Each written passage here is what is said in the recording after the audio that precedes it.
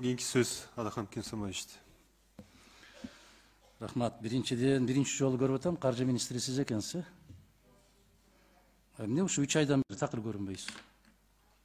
Жок, мен Кыргызстанда эле жүрөм. Жок, биздин комитетке да келбейсиз, парламентке да келбейсиз да. Мүмкүнчүлүк болуп калыптыр, эми батыл келип турам. Кеп эмнеде болуп атат? Орунбасарларды жиберип коюп, мен жок элем деп кутулуп кеткен чиновниктер 20лап саналат азыр. Мына келишимдерге да карасаңыз, орунбасарлар кол коюп атат. Келип да ушул орунбасарлар өткөрүп атат. Айрыкча жана Татиков деген жигитти эле жибере бересиңер. Могу жерде сиз туура эмес айттыңыз. Биздин коллегалар туура суроо коюп атат. Эгерде сиз энергосекторго десеңиз, энергосекторго түздөн-түз инвестициялык программа менен алып келүүгө эмне тоскоолдук кылып атат? Аз айтып берейин. Бул инвестиция эмес, бул госинвестиция эмес, бул бюджетная поддержка дейт. Баракелде, эми туураладыңыз. Госинвестиция өзүнчө программа. Ай Азамат, 5 мүнөт башта айттыңыз, бул инвестициялык программа менен келип атат деп. Сиз арды чыгарып атасыз мени азыр. Мен түшүндүм сизди. Стенограмманы көтөрүңүз. Туура. Бул мен айтып атам, бюджетная поддержка, инвестиционный жака жөнөтүп атабыз. Жок, кечирип койгула. Инвестиция деген бюджеттен кирбей туруп түздөн-түз келген. Жок, сиз туура эмес айтып атасыз азыр. Госинвестиция бюджетке кирип, анан кана кое туруңуз. Ушу парламентке келбегениңиз көрүнүп турат да, айтышпаңыз. Мен айтып бүтөм, анан кийин канча жооп берсеңиз жооп бересиз. Сөзүңүздү айтасыз, мен кайсы жери туура эмес экен. Мына жерде жазып атасыз. Бизге берилген справканын негизинде Каржы министрлиги тарабынан бул алынган каражаттын бардыгы здравоохранение секторуна деп атат. Ал эми инвестициябы? Сиз жазып атасыз, муну мен эмес. Экинчиси, социалдык жактан калкты коргоо максатында деп атасыз. Бул эмне инвестициябы? Бираз шашпаңыз. Бираз ойлонуш керек. Эгерде мен окуп аткан кагазды сиз жазбаган болсоңуз, айтыңыз. Мына бул келүүчү каражат кайда кетет деген суроого сиз жазып атасыз. Саламаттык сактоо тармагына деп атасыз. Жана калкты социалдык жактан коргоо тармагына деп атасыз. Үчүнчү жагы. Эмне үчүн алар сизге ушундай шарт коюп атат? Бул кредитти кайтарып берүү ушул келишимдин негизинде мамлекеттик бюджеттен гана кайтарылат деп турат. Мына ушул 3 суроого мага так жооп бериңиз, андан кийин сөзүбүздү улайлы. Адахан Кенсомович, биринчиден, бул матрица дейт муну. Бул жардам, бюджетке берген жардам. Ошо жардам бергенде кайсы тармактар эмнеге жетишебиз деген бул матрица. Ошон үчүн здравоохранение эмне кылышыбыз керек, дорожный инфраструктура эмне кылышыбыз керек деген индикатор деп атам. Аны болсо биз бюджеттен да карап чыкканбыз. Ошондуктан берде 2 позиция бар. Государственный инвестиция деп коет, жана бюджетная поддержка деп коет. Бюджетная поддержка бул программа негизинен берилет. Программада жазылып турат. Кайсы тармактар кандай көтөрүшүбүз керек, кайсы жыйынтыкка келебиз деген. Ошондуктан бул программа поддержка түздөн-түз даже барбай коет даже ошол жерге, тармакка. Бирок аны биз жетишибиз керек. Мына ошонун мааниси ушул. Эмне үчүн барбайт? Госинвестиция ал түздөн-түз именной барат. Энергосектору, жол тармакка, сельское хозяйство. Канчасы барат? Кандайча? Канча пайызы барат ошол 160 миллион доллардын канча пайызы барат? Бул жалпысы программа дейт аны. Муну жерде жазылбайт, канча. Муну баш айлантма дейт. Муну баш айлантма дейт. Түшүнбөйт экенсиз. Муну жерде токтоп туруңуз.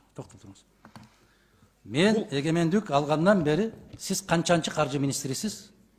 Ошол каржы министрлердин баары силер түшүнбөйсүңөр деп келген. Түшүнүктүү азаматтар. Мен сизге конкреттүү суроо берип атам. 160 миллион доллардын канча пайызын энергосекторго иштетесиңер? Силерде программа барбы? Программадан да жазылбайт. Эмне үчүн? Бирок муну быйыл жылы 4 миллиард 600 миллион сом каралган энергосекторго. Азыр депутат Осмонов сизге суроо берди. Мына ошол бул тактап мындай бир толуктап формулировкасын бере албайбы? Ошол энергосекторго канча пайызын бересиңер? 4 миллиард 600 миллион сом быйыл карадык энергосекторго. Караңыз. Бюджетти колдоп бердик дейт 6-чакырылыш. Эгерде силер билгенсиңер де, парламент каалайбы каалабайбы муну ратификация кылат деп ишенгенсиңер да, демек силер казынанын эсебинен киргизип койгонуңардан кийин. Болгондо дагы силердин башчыңар айтты, министрлер кабинетинин башчысы. 300 миллиардка чыгарсакпы деп атабыз. 300 миллиардка чыкты өткөн жолу.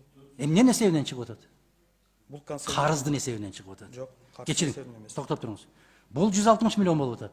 Эртең көтөрүп келесиңер экинчи окууга дагы 160 миллион Азия өнүктүрүү банкынан. Ал дагы биздин комитеттен каралган, биринчи окуудан биз кайтарып жибергенбиз. Демек, Кыргызстандын бүтүндөй башын айландырып эле сырттан келген акчалар менен казынаны көтөрүп атабыз деп көкүрөк чапканыңарды качан коесуңар силер?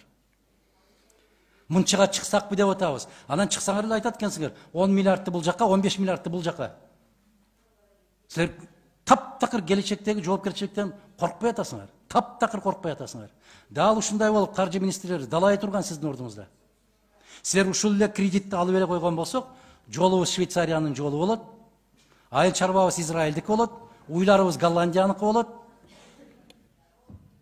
Натыйжада бүгүн же Голландиянын уйлары жок, же Австралиянын кочкорлору жок, же жүрүп жүргөн жолубуз жок, министрдин жыты да жок, бирок карыз мени менен сиздин мойнуңузда илинип турат. Мына ошон үчүн азыр Чолпон Алиевдин айтып аткан Кыргызстан карызы көп өлкөлөрдүн ичинен эң башкы орундарга чыгып аткан ошонун эсебинен чыгып атат. Биз эгерде ошол 160 миллионду ала албай калсак, биздин казынабыз толбой калып жашай албайбыз дегенди билдиреби? Биз анда 9 миллиард сомго чейин кыскартышыбыз керек. Анда кыскарт. Анда кыскарт. Анда өнүктүрүү болобу? Сырттан карызды алып багыш ар кимдин колунан келет. Ар ким бере албайт бизге. Мына ушул Буга чейин кайда иштегенсиз? ЕФСР менен мына уже 2 жылдан бери иштеп Кайсы жерде иштегенсиз бул жер? Ошо министрликке чейин кайда иштедиңиз? Мен Минфинде эле иштеп атам өмүр бою. Канча жылдан бери иштеп атасыз? 97-жылдан. Анда демек сиз тарыхын жакшы билишиңиз керек. Биз ушул эле кредит алып койсок, калган жыргап кетебиз дегендердин далайын уккансыз. Мүмкүн ошолор үчүн сиз да жазып берген болушуңуз керек. Жооптуу кызматкер катары. Мен талашып тартышууну каалабайм. Мына жерде так конкреттүү түрдө жазылып турат. Погашение кредитных средств будет осуществлено согласно условиям данного соглашения. Чыңгыз Азаматович, урматтуу коллегалар, булар келишимдин өзүнө киргизип атат. Келишимдин өзүнө киргизип, мамлекеттин казынасын байлап коюп атат. Кийин кайтарганда казынаңардан кайтарасыңар деп атат. Өсүп кеткен экономикаңардан, өсүп кеткен энергия секторунан эмес. Бюджет төлөп берет деп атат. Себеби алар да билип калды. Кыргызстан алып жей берет, бюджетине толтура берет, а өстүрүп аткан эч нерсеси болбойт дегенди билип атат. Эгерде энергия сектор десеңер, программа ошон үчүн отурасыңар. Түздөн түз инвестициялык программа түзгүлө дагы, энергия секторго бюджетти айланып өтүп салгыла, карызды энергия сектор өзү төлөй турган кылсын. Мына ошондо туура болот.